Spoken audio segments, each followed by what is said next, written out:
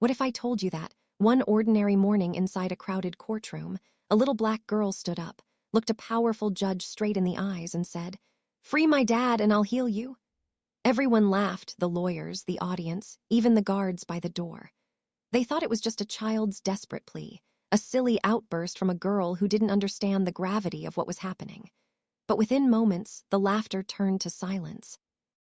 And that silence, my friends, would echo through every soul in that room forever.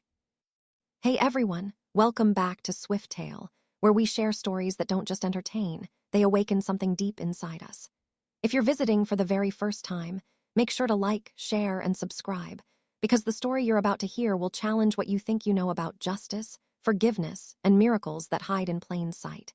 Have you ever wondered what you would do if life forced you to choose between faith and logic, between believing in what you can prove and what you can feel? Hold that thought, because this story will take you exactly there. Today's tale begins not in a fantasy world, but in a small southern town where the lines between right and wrong blur far too easily. A town where one man's skin color could weigh heavier in the courtroom than any piece of evidence. In this town lived a little girl named Amara, barely 10 years old, with eyes that seemed to see beyond what others could. Her father, David, was a man of quiet dignity, known for fixing old cars and helping neighbors even when he barely had enough to feed his own family. And yet, one stormy night, everything changed. David was arrested, accused of a crime so serious it threatened to destroy their lives forever. Amara's mother, Renee, tried to hold the family together, but nothing could stop the gossip, the stares, and the growing fear that justice would never be on their side. Still, through it all, Amara believed in something stronger than fear. She believed in her father's innocence. And she believed in the strange power she felt inside her ever since she was little, a warmth in her hands whenever someone near her was hurting, a light that pulsed inside her chest whenever she saw pain. Nobody understood it. Some said she was blessed, others whispered she was touched. But to her, it was simple. If she could help someone, she would. As the day of the trial drew near, the town buzzed with rumors. Reporters arrived, the courthouse filled with people looking for spectacle, not truth. Everyone wanted to see how the mechanic would defend himself against the impossible, the kind of charges that could lock a man away for life. But while adults worried about evidence and witnesses, Amara sat quietly in the back of the courtroom, her small hands clasped together, whispering something only she could hear. Everything hidden will be seen. Everything broken will be healed. That's when the story took the first of many unexpected turns. You see, Amara didn't plan to be the center of attention that day. She didn't plan to challenge the system, or the judge, or the disbelief of everyone watching. But sometimes destiny doesn't ask, it demands. And when her moment came, she rose from her seat, trembling but fearless, and uttered the words that would shake the entire courtroom. "Free my dad, and I'll heal you." Now, before we dive deeper, ask yourself, if you had been there, sitting on one of those wooden benches, hearing that tiny voice echo through a hall built for law, not faith, would you have laughed too? Or would you have felt that same chill that swept over the room seconds later? Because this isn't just a story about a miracle. It's a story about what happens when truth, love, and the power of belief collide head-on with a world that has forgotten how to believe. In this episode of Swift Tale, we'll journey through the lives of a father wrongfully accused, a daughter gifted with a mysterious power, and a judge whose heart was harder than his gavel. Until the day a little girl's faith broke through it. We'll uncover what really happened in that courtroom, what the world saw on the news that night, and the untold reason behind Amara's incredible gift. Most importantly, we'll discover why this story still matters today, because injustice, prejudice, and miracles are all still very real. So get comfortable, open your mind, and prepare to be moved. This isn't a tale of magic. It's a tale of humanity, of how hope can light even the darkest corners of despair. Because sometimes, the most extraordinary power in the world doesn't come from science or law, it comes from the pure heart of a child who refuses to stop believing. Stay tuned, because next, we're going back to where it all began, before the trial, before the miracle, before the world found out who Amara really was. Before that unforgettable day in court, before the world learned the name Amara Johnson, there was just a small, struggling family living on the outskirts of Monroe, a quiet town where time moved slow and secrets ran deep. Their house was nothing fancy, paint peeling off the porch, roof patched with tin, and a front yard where dandelions fought through the cracks in the dirt. But inside, it was filled with love. David Johnson, Amara's father, was a mechanic known across town for his steady hands and honest heart. He worked long hours in a garage that smelled of grease, sweat, and the stubborn hope that one day things would get better. David was the kind of man who believed in fairness, in earning his way, and in never letting life turn you bitter. Yet, Monroe wasn't always fair, especially for a black man trying to make ends meet. He'd learned to keep his head down when others looked at him with suspicion, to smile even when insulted, and to walk away rather than argue. But no amount of quiet dignity could shield him from the storm that was about to hit. Amara's mother, Renee, was a nurse at the local clinic, kind but weary, her eyes always carrying both exhaustion and strength. She adored her husband, and though money was tight, their little family had joy. Every evening, Amara would sit beside her father as he worked under the hood of an old truck, handing him tools with a grin too wide for her face. "Daddy, one day you'll fix the whole world," she'd say. David would laugh and reply, "Maybe not the world, sweetheart, but I'll fix what I can." Amara was different from other kids her age. While others played tag and chased ice cream trucks, she spent hours watching people, sensing things they couldn't hide. When someone was sad, she felt it. When someone was angry, it made her stomach twist. And when her father came home sore from work, she'd quietly place her hands on his shoulders, whisper a little prayer, and somehow the pain would fade. Renee noticed but never spoke of it. Some things were too strange to explain, and in Monroe, being different could be dangerous. Then, one evening, a tragedy struck that would change everything. A robbery had occurred at the gas station near the edge of town. The store clerk, an older white man named Mr. Benson, was found injured, and all evidence seemed to point toward one suspect, David Johnson. The security camera was broken, the cash register emptied, and a witness claimed to have seen David's truck parked nearby. It didn't matter that he had been at work fixing another man's car that night. The accusation was enough. The police came without warning. Amara still remembered the flashing red and blue lights that painted their walls, the heavy boots stomping through their front yard, and the way her mother screamed when they pulled David out in handcuffs. Amara ran after them, crying, "He didn't do anything. Daddy didn't do anything." But no one listened. To them, it was just another arrest. From that night onward, everything changed. The same neighbors who once waved at Renee stopped making eye contact. Customers stopped coming to David's garage. Friends turned into whispers. Renee spent every penny on lawyers, but the case moved fast, too fast for anyone to think clearly. In a town like Monroe, justice didn't always come down to truth. Sometimes it came down to who you were or what you looked like. Amara watched her mother unravel under the weight of hopelessness. She watched her father's name being dragged through the mud, but she never stopped believing in him. Every night, she sat by the window, praying in silence, her small hands glowing faintly in the moonlight as she whispered, "Please, help them see." Her faith became her secret rebellion against a world that had already decided her father's fate. Renee tried to shield Amara from the details of the trial, but children see more than adults think. Amara noticed the way her mother clutched the phone each time the lawyer called, how she stopped smiling altogether.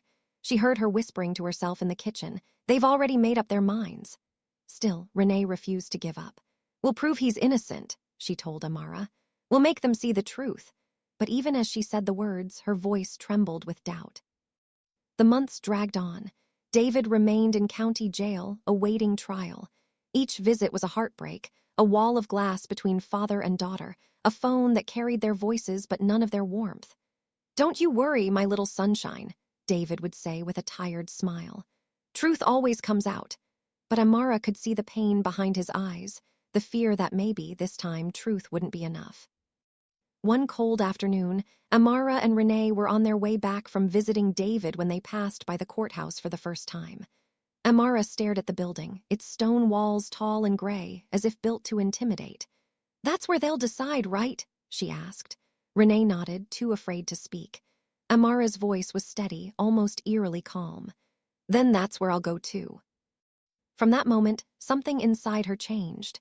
She stopped talking about school or friends. She began to write in a small notebook, filling its pages with prayers, drawings, and strange words no one could understand. Renee thought it was just her way of coping. But Amara knew she was preparing for something. At church, people began whispering about the girl with healing hands. One elderly woman claimed Amara had cured her aching knees just by touching them. Another said the child's eyes looked too old for her age. But instead of admiration, there was fear of what they didn't understand. A few people even told Renee to be careful, warning her that playing with spiritual things could bring trouble. Renee brushed it off, but deep down, she worried too. Still, Amara's faith never wavered. "God doesn't make mistakes, Mama," she said one night. "He gave me this for a reason, maybe to help Daddy." Renee didn't know how to respond. She just pulled her daughter close and prayed that somehow that reason would be revealed before it was too late.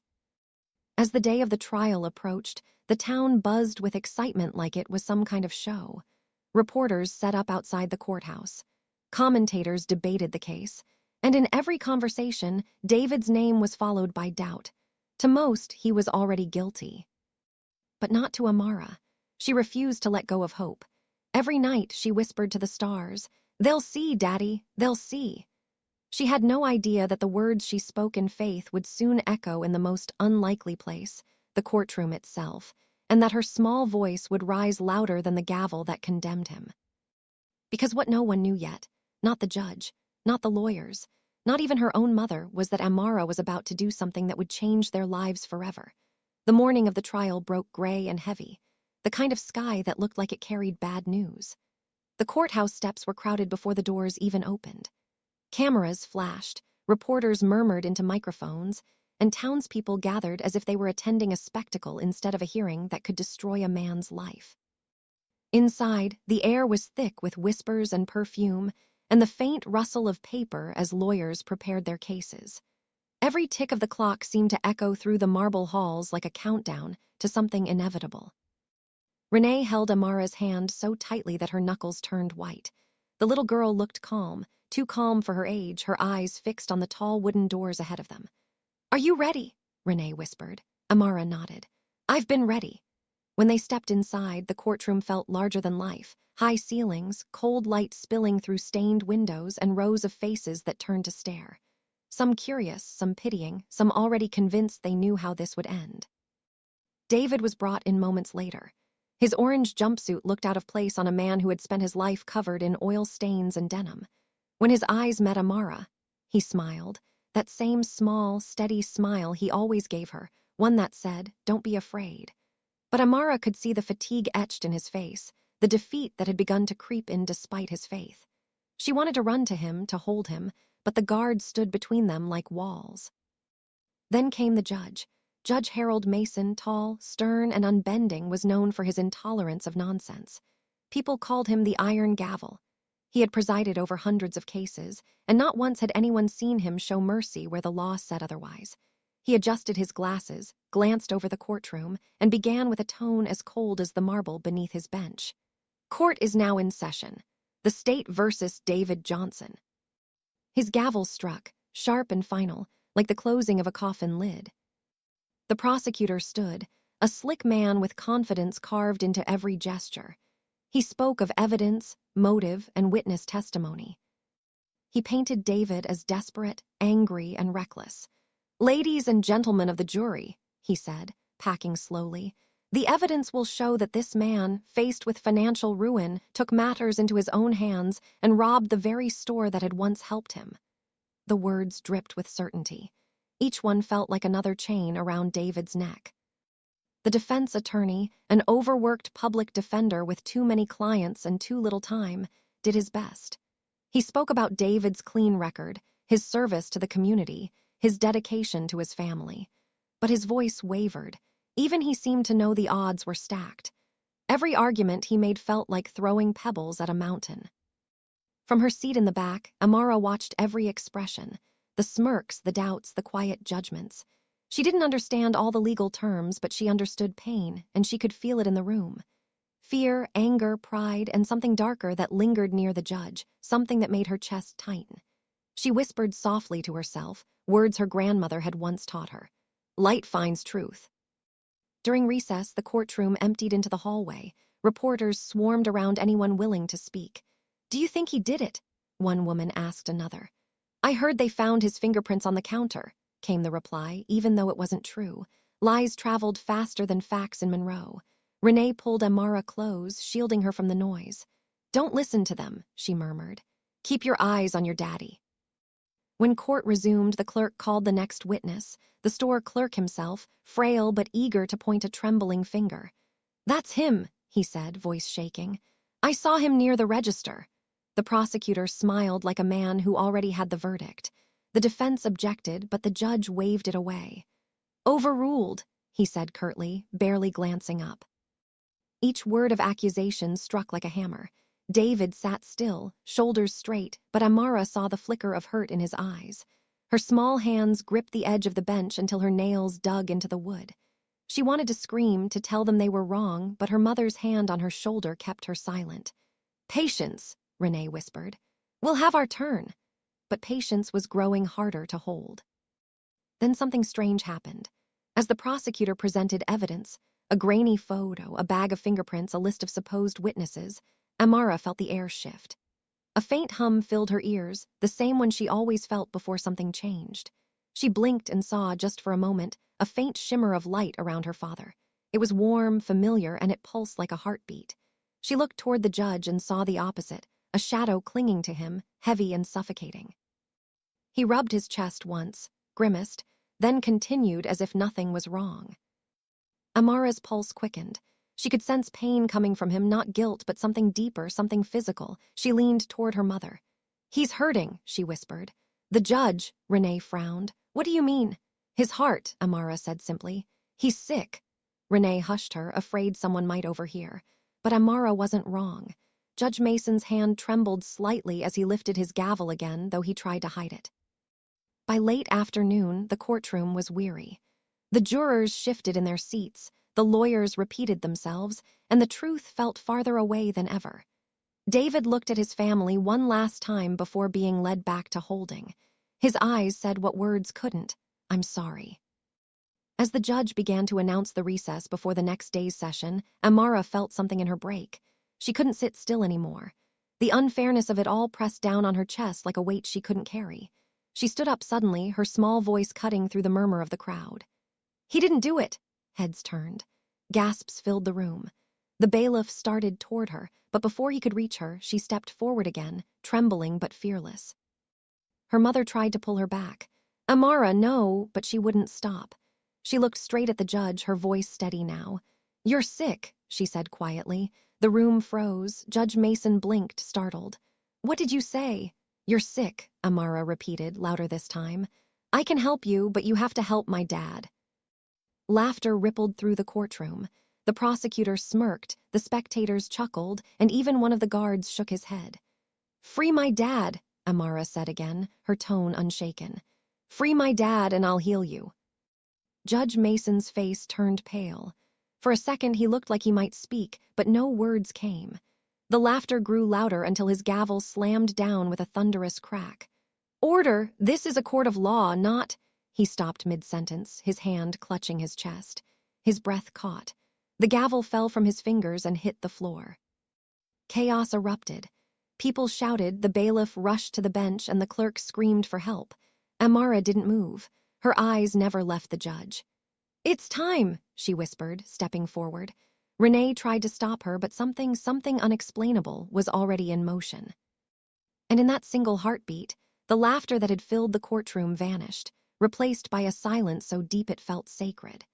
Everyone stared as the little girl who had dared to challenge, a judge, began to walk slowly toward him. The courtroom had turned into a storm of panic. Lawyers shouted for medical help, the bailiff called for an ambulance, and reporters scrambled to capture every frantic second. Judge Harold Mason had slumped against his bench, his hand pressed tightly against his chest, his face gray with pain.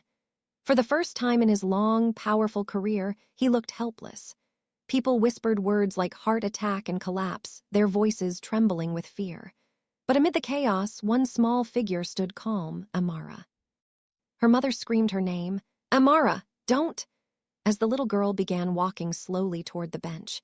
Each step echoed in the silence, her small shoes tapping softly against the marble floor.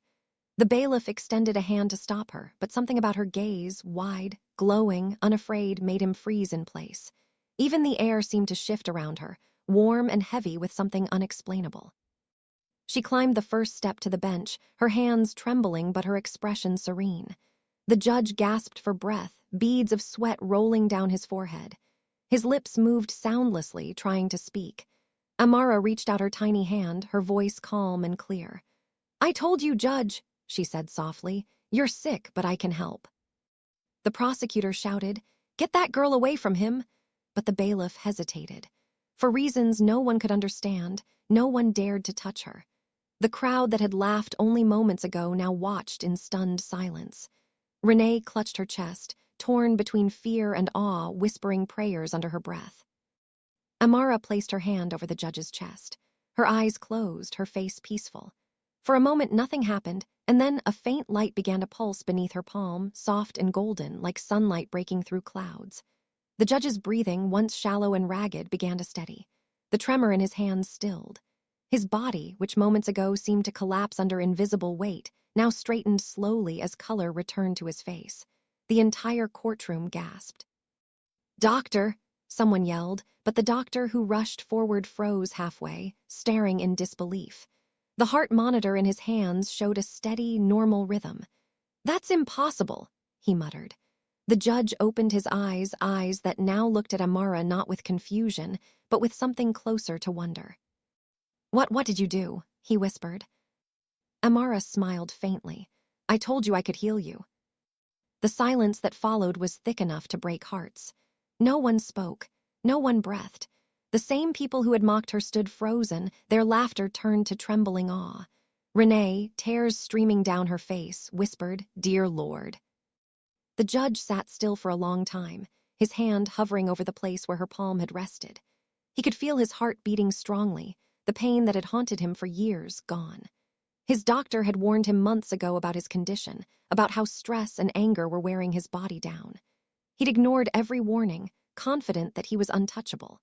Now, this child, the daughter of the man he was about to condemn, had done what no medicine ever could. The prosecutor, red-faced and shaken, stammered, This is ridiculous, some kind of trick." But his words carried no conviction. The jury members were whispering to each other, their faces pale. The courtroom no longer felt like a place of law, it felt like a place of revelation.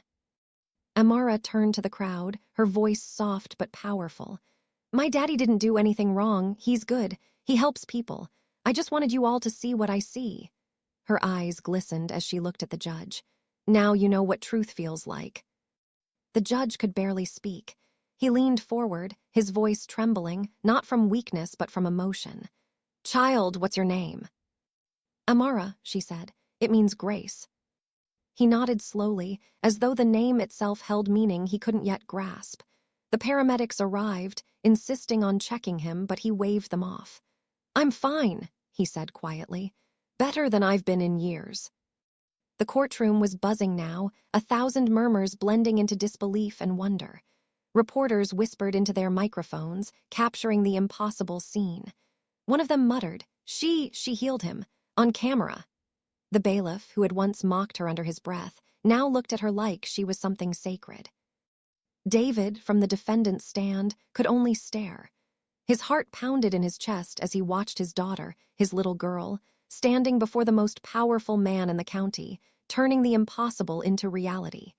He wanted to speak, to call out her name, but no words came. Amara turned back toward her father. "Daddy," she said softly, her voice trembling for the first time, "I told you I'd fix it." Judge Mason pressed his hands together, his mind spinning between logic and something far greater. "You said you'd heal me," he murmured, his voice breaking. "Why me?" Amara tilted her head slightly, her eyes shining. "Because your heart was hurting the most." The room fell silent again. No one dared to interrupt. Renee finally reached her daughter and pulled her into her arms, holding her tight. "Baby, what did you do?" she whispered, but Amara didn't answer. She simply rested her head on her mother's shoulder, exhausted. The judge looked at David, his expression unreadable. For the first time, there was no superiority in his eyes, only gratitude and confusion. "Court is adjourned for today," he said softly, his voice trembling. I need time to think."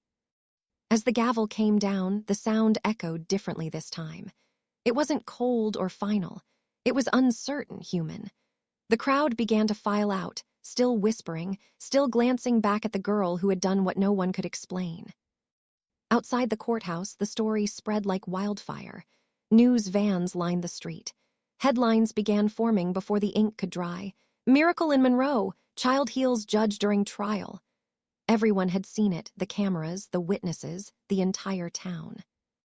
But inside that courtroom, amid the fatting echo of disbelief, something else had begun to change. Judge Harold Mason sat alone, long after everyone left, staring at his hands. He felt something stirring inside, not just his healed heart, but a new sense of doubt in everything he thought he knew. And in another room, Amara sat quietly beside her mother, her head resting on her lap. "Mama," she whispered, "do you think he believes me now?" Renee stroked her hair gently. "I think he believes something, baby, I just don't know what yet." Amara smiled faintly, her eyelids growing heavy. "Then that's a start." Thousands rallied online, demanding the case be reopened. "If that girl can heal a judge, maybe she can heal justice too," one viral post read. People began gathering outside the courthouse, candles in hand, praying not just for Amara but for her father's freedom. The air around the case had transformed. It was no longer just about a crime. It had become a movement. Inside the jail, David sat quietly in his cell, clutching a small folded picture of Amara he'd drawn from memory. Another inmate approached him cautiously. "Hey man," he said, "my sister's sick, you think your girl could?" His voice trailed off, unsure. David looked up at him, tired, hollow, but proud. "She ain't a magician," he said softly. "She's just pure." That night, Judge Mason couldn't sleep. Every time he closed his eyes, he saw Amara standing before him, the glow, the warmth, the innocence. He remembered how quickly he had condemned her father, how easily he had dismissed the family's pleas. For the first time, shame washed over him like cold rain. He opened an old file on his desk, State v. David Cole, and began to read it again, line by line. As he dug deeper, something began to trouble him. The witness statements didn't match. Evidence logs had missing timestamps. And one of the testimonies, the one that had sealed David's fate, came from someone the judge knew all too well, a local businessman who had donated to his campaigns for years. A chill ran down his spine. Could it be that the miracle was meant to show him this truth all along? The next morning, he called his clerk. "Reopen the case file," he ordered, "and get me everything on the arresting officer, the DA, and the supposed eyewitness." His tone was steady, but his eyes betrayed a deep, burning guilt. He didn't tell them why, not yet, but something inside him had changed. Meanwhile, Amara woke from a restless sleep, whispering to her mother, "He's starting to see now." Renee frowned. "Who, baby?" Amara smiled faintly. "The man with the hurting heart." The wind outside carried a strange quiet over Monroe that morning. No one knew that behind the courthouse doors, the walls of corruption were starting to crack. All because one little girl had dared to believe that faith could heal even the darkest heart. Judge Harold Mason had always believed he understood the law. But as he sat alone in his chambers surrounded by stacks of dusty files, he realized he had never truly understood justice. The lamp on his desk burned low, casting long shadows across the papers spread before him. He was reading through the case of State v. David Cole again, this time not as a judge, but as a man whose heart had been touched by a miracle. Each page felt heavier than the last. The evidence didn't make sense. The theft David was accused of had no clear motive, no fingerprints, no video proof, just one eyewitness who had placed him at the scene. But the more Mason looked into that witness, the more the story began to rot from the inside. The man's name was Charles Hensley, a business owner with deep political ties and a history of bribery accusations that had never seen daylight. Mason's stomach tightened. He remembered approving a funding request from Hensley's company months earlier, right around the same time this case had begun. He leaned back in his chair, rubbing his temples. How much of what I've done has been built on lies? He thought bitterly. His heart thudded, strong, alive, healed, yet burdened by guilt heavier than any illness. Outside, the courthouse buzzed with chaos. Reporters swarmed, Chanting protesters filled the steps with signs reading, "Free David Cole and justice needs healing too." But inside those walls, Mason was drowning in revelations. The more he dug, the more corruption surfaced, altered reports, erased evidence, and one signature that chilled him to the bone: his own. Meanwhile, Amara was at home, sitting quietly by the window. Though she didn't know what the judge was uncovering, she could feel something shifting. "Mama," she said softly, "he's hurting again, but this time it's not his body." Renee brushed her daughter's hair with trembling hands. "Baby, you've done enough. Let the grown-ups handle it now." But Amara only shook her head. "They don't know how. They only know rules, not truth." Across town, Judge Mason called for a private meeting with Detective Ryan Shaw, the officer who had arrested David. When the detective entered, he looked uneasy. "Your Honor," he said, "I thought the case was closed." Mason's gaze was sharp.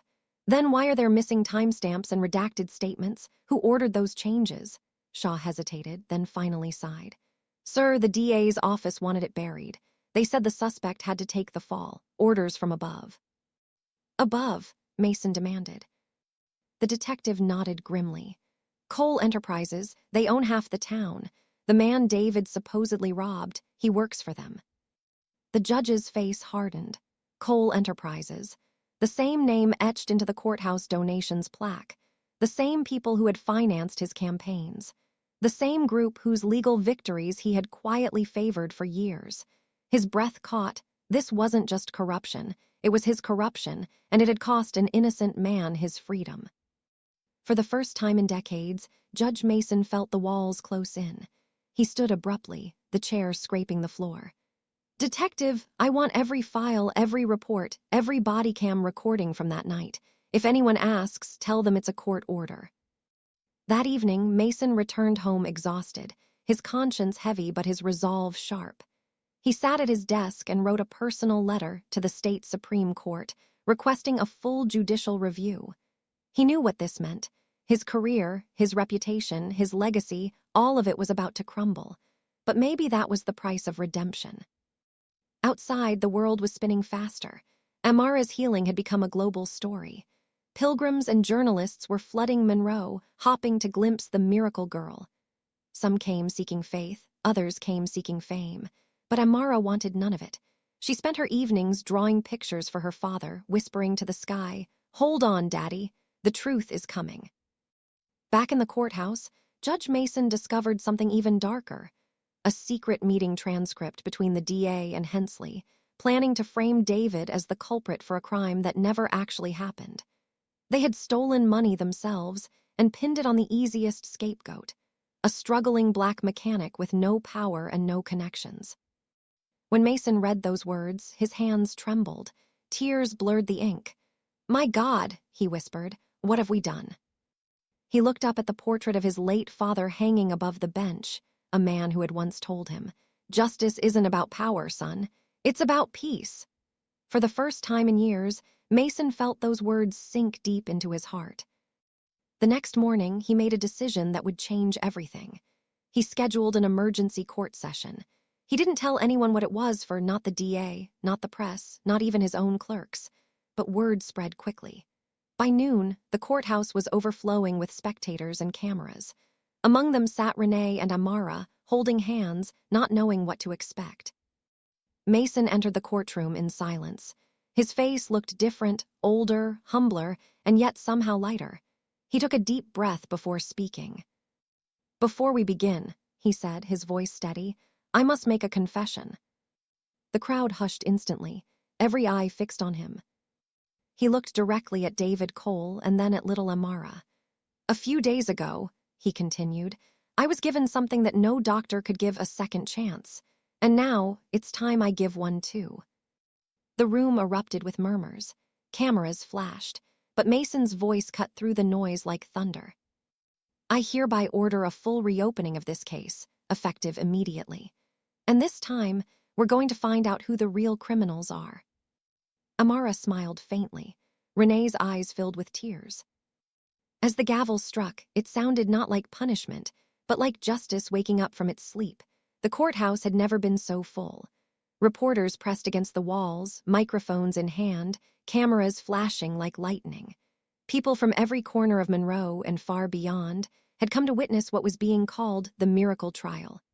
But behind the spectacle, something much deeper was unfolding. The walls that had protected corruption for years were beginning to crack, and truth was clawing its way into the light.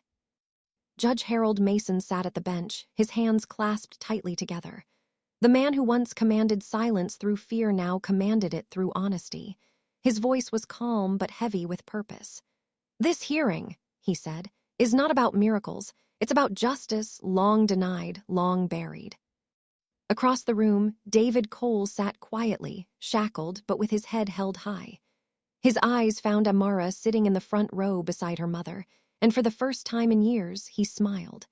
There was something in that smile, a fragile hope, like sunlight after endless storm clouds. The district attorney, Cole, entered with arrogance still painted across his face. He was used to winning, used to control. But the moment he saw the files stacked on the judge's desk, files he had ordered destroyed, his confidence faltered. "Your Honor," he began sharply, "this hearing has no legal basis." "Sit down," Judge Mason interrupted. His tone carried quiet authority. "You've spoken enough in this courtroom over the years. It's time we listen to the evidence." Gasps rippled through the gallery. Mason nodded to Detective Shaw, who stepped forward carrying a thick envelope. "These are the recovered documents," he said, his voice firm. "Hidden files from the DA's office, showing falsified witness statements, altered timestamps, and payments from Cole Enterprises to the supposed eyewitness." He placed the evidence before the judge, who looked directly at the DA. "Mr. Cole," Mason said, "can you explain why these payments were made days before the crime allegedly took place?" The DA's face drained of color. That's absurd. This is fabricated." "Fabricated?" Mason's tone sharpened. "Then explain this." He lifted a printed email, one bearing the DA's own signature. It was a message authorizing the payment, marked confidential. The crowd erupted. The DA tried to speak, but his voice cracked. I didn't know." "You knew," Mason cut in coldly. "You used this court, this system, and this innocent man's life to protect your own greed. You condemned a father to prison so your friends could stay rich. And I," his voice trembled, "I signed the sentence without ever looking twice." The courtroom fell utterly silent. You could hear the hum of the lights, the sound of Amara's quiet breathing. The judge's confession was not just shocking, it was unprecedented. Mason turned to David. "Mr. Cole," he said softly, "I owe you something no law can repay, the truth." David's eyes glistened. For years, he had imagined this moment, someone, anyone, finally believing him. "I just wanted to go home to my daughter," he whispered. Mason swallowed hard. "And you will." The gavel came down. "Effective immediately," he declared. "David Cole is to be released from custody. All charges are vacated. This court recognizes the grave miscarriage of justice that has occurred." The crowd exploded in cheers and tears. Renee buried her face in her hands, sobbing uncontrollably. Amara leapt from her seat, running toward her father. The bailiff, overwhelmed with emotion, didn't even stop her. David caught her in his arms, holding her tightly, both of them trembling. "You did it, baby," he whispered. "You kept your promise." Amara looked up at him, her eyes full of light. "No, Daddy," she said softly. "We did it, you believed." Judge Mason lowered his head. The weight of guilt mixed with something else, peace. It wasn't just his body that had been healed, it was his soul. But the moment of celebration was cut short when Detective Shaw stood abruptly. "Your Honor, there's one more thing." The room went quiet again. "The people behind Cole Enterprises, they're not going to let this go. They've already moved money offshore, destroyed servers, and there are threats against witnesses. This goes deeper than this courtroom." Mason nodded gravely. "Then we'll take it deeper. I'll issue a subpoena for federal oversight. If this town has to fall to rebuild, then so be it." The DA tried to flee the courtroom, but was immediately surrounded by officers. As cameras flashed, he shouted, "You'll regret this, Mason. You're finished." The judge looked down at him, calm and resolute. "I already was," he replied quietly. Outside, crowds gathered chanting Amara's name. The healing girl! Justice for David! The town that once mocked her was now lifting her up, not as a spectacle, but as a symbol. Reporters swarmed the family, but Amara clung to her father's hand, whispering, "Can we go home now?" David smiled through tears. "Yeah, baby, let's go home." As they walked out into the sunlight, cameras flashing all around, Judge Mason stepped outside too. For the first time, he looked at the sky instead of his reflection. "Thank you," he murmured, not to anyone visible, but to the force that had changed everything. Renee turned to him, tears streaking her cheeks. "You didn't just free my husband, Judge. You freed yourself too." He nodded slowly, his voice barely above a whisper. "Maybe that's what miracles are, not magic, but mercy." Amara looked back one last time before getting into the car. "Your heart doesn't hurt anymore, does it?" she asked gently. The judge smiled faintly. "Not anymore, little one, not anymore." As the family drove away, Monroe felt different, lighter, warmer, as though the whole town had taken its first real breath in years. But deep within the city's power circles, whispers were already spreading. The people Amara's light had exposed weren't done yet. And though the Cole family was finally free, their story was far from over. Because when truth rises, darkness doesn't just vanish. It fights back. Freedom didn't come quietly. The day David Cole walked out of Monroe County Prison, cameras lined both sides of the street like walls of flashing light. Reporters shouted his name, microphones shoved toward his face, begging for words that would define the miracle the whole world was talking about. "Mr. Cole, how does it feel to be free? Is your daughter really a healer? What's next for your family?" But David said nothing. He just held Amara's hand and walked through the chaos, his eyes wet with disbelief. Renee shielded their daughter as they got into an old pickup truck, the same one David had rebuilt years ago before his arrest. Inside, silence wrapped around them. For the first time in forever, they were together again, but freedom came with a strange heaviness. "We're free," David whispered, as if testing the truth of the words. Amara looked up at him, smiling faintly. "I told you we would be." As the truck drove past cheering crowds, signs waved in the air, "Free David, healing girl, justice restored." But not everyone was celebrating. Across town, inside a sleek skyscraper that bore the glowing silver letters Cole Enterprises, men in suits watched the live news feed with grim faces. "She's a threat," one said coldly. "The family, the judge, the detective, they've all turned this into a circus." Another leaned forward, his eyes narrowing. "Then we silence the circus." That night, the Coles returned home to their small house on Elm Street, the same one that had sat empty for years. Dust still clung to the furniture, and cobwebs gathered in corners, but to them, it felt like heaven. David ran his hand across the worn kitchen table, remembering breakfasts that never happened, birthdays missed. Renee wrapped her arms around him from behind. "We can start again," she whispered. Amara walked through the house slowly, her small hand brushing the walls as if feeling its memories. She stopped by the window, looking out at the quiet street. Something in her gaze was far away, deeper than her age should have allowed. "They're not happy," she said softly. Renee turned. "Who, baby?" "The men who hide in tall buildings," Amara replied. "They're scared. Scared people do bad things." Renee's heart clenched. "Don't worry about them," she said quickly, though her voice trembled. "You just rest." But deep down, she knew her daughter's words were never empty.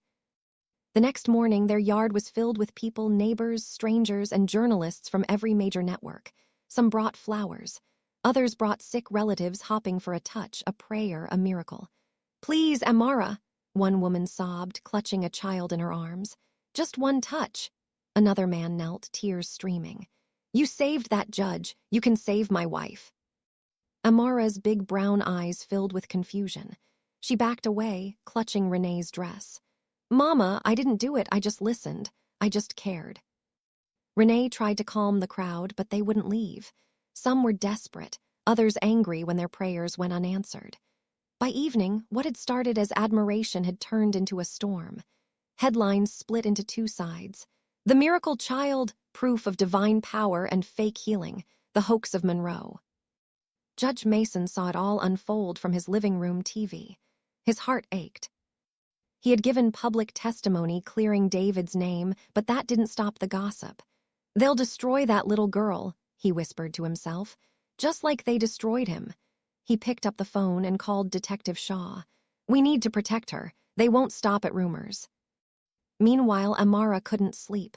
The nights had grown colder, the shadows longer. She'd wake from dreams where faceless men whispered in dark rooms.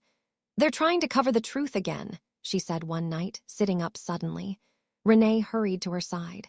What truth, baby? That people can be good, Amara whispered. Even the ones who hurt. The next morning, a black SUV parked across the street. Men in suits stepped out, pretending to be reporters. But David recognized them. He'd seen faces like that when he was first arrested. Stay inside, he told Renee. Lock the doors. He went outside, jaw tight. Can I help you? One man smiled thinly. You could say that. We represent some individuals who'd prefer this story didn't get any bigger. They're willing to make a generous offer, money, relocation, protection. You and your family just need to stay quiet. David's fists clenched. You put me in prison for something I didn't do. Now you want to buy my silence. The man shrugged. Call it balance. David took a step closer, his voice low and firm. My daughter healed your judge. She didn't do it for fame or money. She did it because it was right. So go back and tell your bosses we're not for sale. The man's smile vanished. That's a mistake. Before David could reply, Detective Shaw's car screeched into the driveway. Everything all right, he called out. The suited men exchanged quick glances and walked back to their SUV. As they drove off, Shaw frowned. You just made enemies with powerful people. David looked at the horizon, his face resolute. Let them come. I've already lost everything once. I'm not afraid anymore. Inside, Amara stood at the window, watching the car disappear. Her voice was small but certain. They don't understand yet, she whispered. You can't stop light once it's seen. That night, the family sat together on the porch. Crickets sang, the air smelled like rain, and for a brief moment, peace returned. Maybe now we can live normal, Renee said hopefully. But David only looked at the stars, holding his daughter close. Normal doesn't exist for us anymore, he murmured. You changed too much. Amara leaned her head against his shoulder. Maybe that's what change is. Daddy's scary at first, but better in the end. Renee smiled through tired tears. She's right, she whispered. As the first drops of rain began to fall, lightning flashed across the sky, a reminder that every miracle casts a shadow. And somewhere far away, in a dark conference room filled with powerful men, a plan was already in motion. Because while Amara had healed one heart, she had also awakened something that corruption could no longer control, a nation's conscience. The days that followed were like the quiet before a storm, heavy, uneasy, and charged with the feeling that something unseen was drawing closer. The Cole family tried to live normally again, though everyone around them had changed. Reporters stopped camping outside their house, but eyes still watched from a distance. At night, Amara would sit by the window, her small frame silhouetted against the moonlight. They're coming, Mama, she would whisper. Renee would hug her tight, pretending not to understand. Dreams, baby, just dreams. But deep down, she knew her daughter's dreams were never just dreams. Detective Shaw, now unofficially guarding the family, had grown suspicious of a string of strange events. The judge's home was vandalized. Anonymous letters appeared in his mailbox, warning him to stay silent about what really happened in that courtroom. Someone hacked Shaw's police account, erasing old files, the very ones that had framed David in the first place.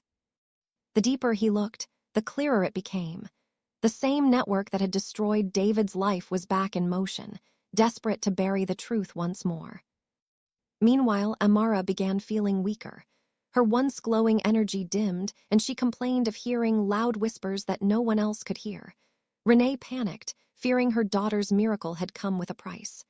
You don't have to help anyone anymore, she said one night, kneeling beside Amara's bed. You don't owe the world anything. But Amara smiled faintly. It's not about owing, Mama. It's about finishing what was started.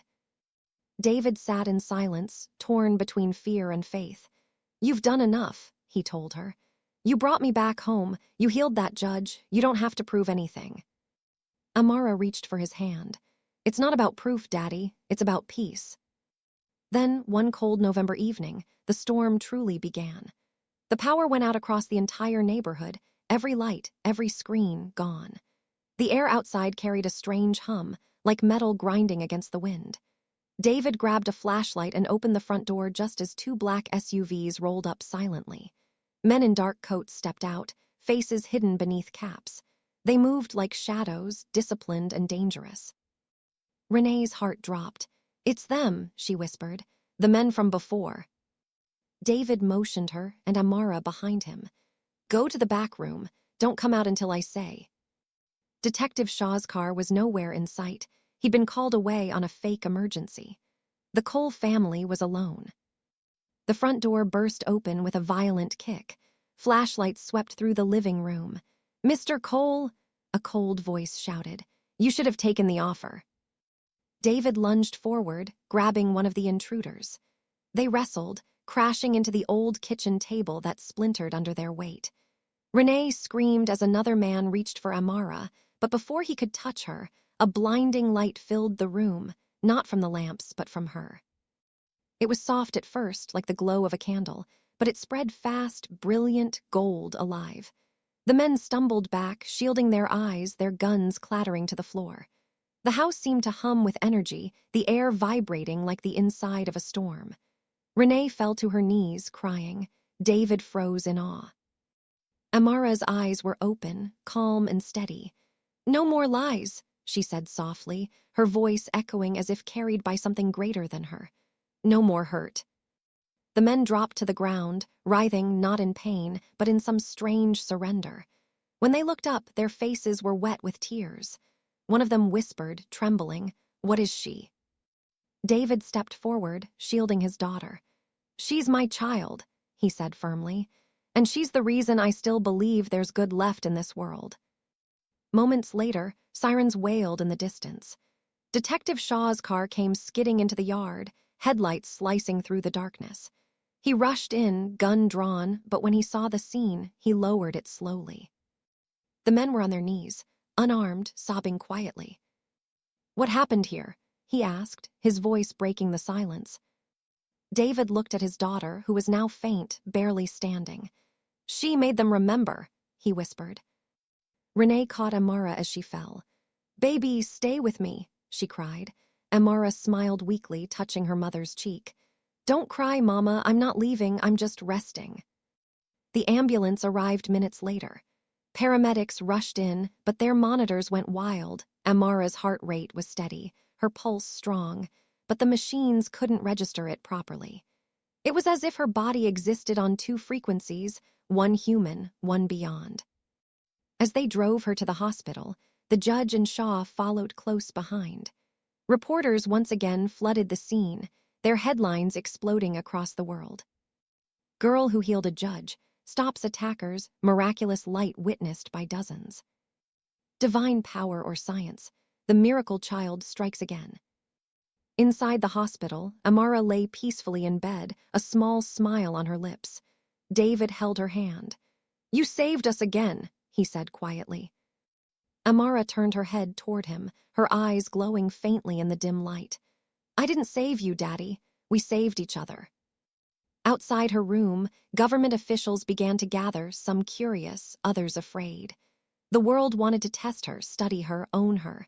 But one thing was certain now, they couldn't ignore her anymore. As the night deepened and the storm finally broke outside, thunder shook the windows, not a sound of fear, but of awakening. Somewhere far away in another city, lights flickered on in a hospital ward where a dying man suddenly sat up, healed. And though no one could explain it, every person who had ever doubted Amara felt something that night, a pull toward the truth, a whisper in their hearts that said, "The light has begun to spread."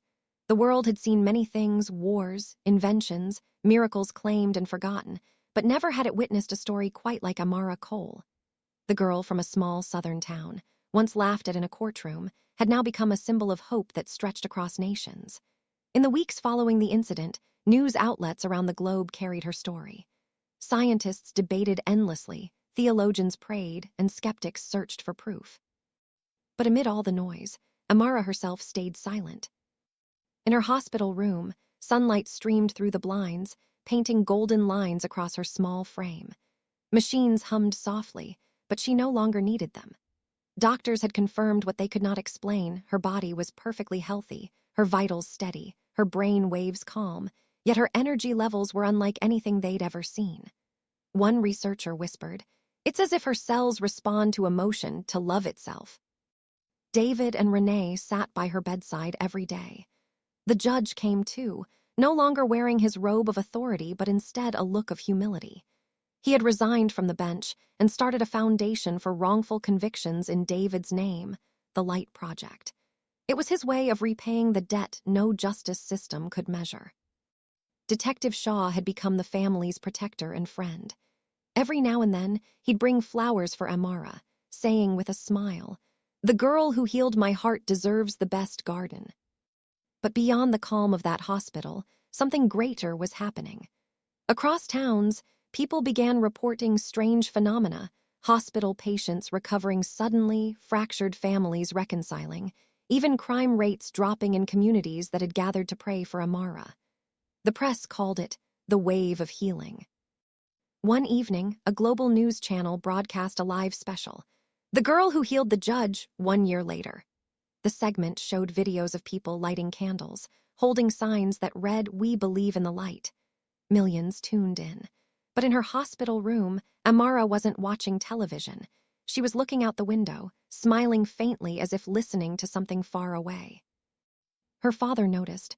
"What is it, sweetheart?" he asked softly. Amara turned to him, her eyes brighter than ever. "Do you hear it, Daddy?" He frowned. "Hear what?" "The world," she said. "It's finally breathing again." Renee began to cry, holding her daughter's hand. "You did this, baby. You made people believe again." Amara shook her head gently. "No, Mama, people did it themselves. I just reminded them they could." Suddenly, the monitors flickered, not from malfunction, but as though responding to something unseen. The light around her grew, filling the room with warmth. The doctors rushed in, alarmed, but Amara's voice cut through their panic, calm, certain, and kind. "Don't be afraid," she whispered. "This is what I came for." David held her tighter. "Amara, please don't go." She smiled softly. "I'm not going anywhere, Daddy. I'll always be here, just not like before." As the light grew brighter, it passed through the walls, down the corridors, out into the streets, and then far beyond. People all over the world, in hospitals, prisons, shelters, and war zones, felt a sudden peace wash over them. Some cried, some laughed, some simply looked to the sky and whispered thank you. And then, just as suddenly, the light faded. The room returned to normal. Amara lay peacefully, her chest rising and falling slowly, her small hand still clasped in her father's. A quiet filled the space, not sorrowful but serene. The next morning, doctors found her resting, still and calm. Her pulse was gone, but her face glowed with a gentle smile. It was as if she had simply drifted into a deeper sleep, her spirit finally free. Her funeral was held in the same courthouse where she once made her impossible promise. Thousands gathered, people of every race, religion, and age. The judge stood at the podium, his voice trembling as he spoke. She asked for one thing, for her father's freedom, and in return she gave us all something greater: faith, forgiveness, light. She reminded us that miracles aren't about power, they're about love. The crowd wept as he finished. In the back row, David and Renee sat hand in hand, hearts broken yet full. They knew she wasn't gone, not truly, because in every life she touched, she still lived. Years passed, and stories continued to emerge. People who had never met her claimed to dream of her smile before waking healed. Entire schools, hospitals, and shelters bore her name. In time, the story of Amara Cole became more than a headline, it became a legend. And yet, in a small garden behind the Cole family home, a single white rose bloomed every year on the same day she passed. No one ever planted it, no one watered it, but somehow it always grew. David would visit that spot often, whispering, "I see you, baby girl." And somewhere in the wind, he swore he could hear her laugh, light, soft, eternal.